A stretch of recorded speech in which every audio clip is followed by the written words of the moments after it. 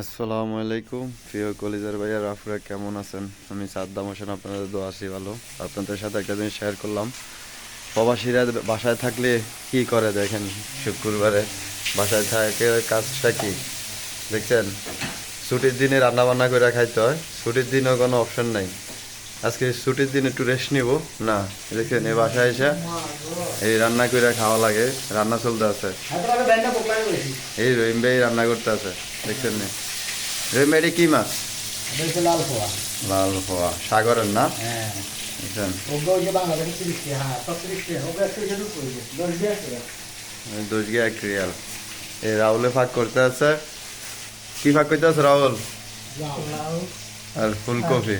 ফুলকপি আর এই দেখছেন রান্না চলতে আছে, মাগার ফ্যাটের দাঁত, এটা হচ্ছে ফ্যাটের দান্দা চলতে আছে। পেঁয়াজ দিতে হবে না? হ্যাঁ, হুম, ছোট ছোট বাকি আছে। এই হলো আমাদের পরিস্থিতি, এই দেখছেন এই ভাত রান্না চলতে আছে, মাছ ভাজি। এই এই দেখছেন, আর কোনো কিছু নাই, আর মোবাইল টিপন।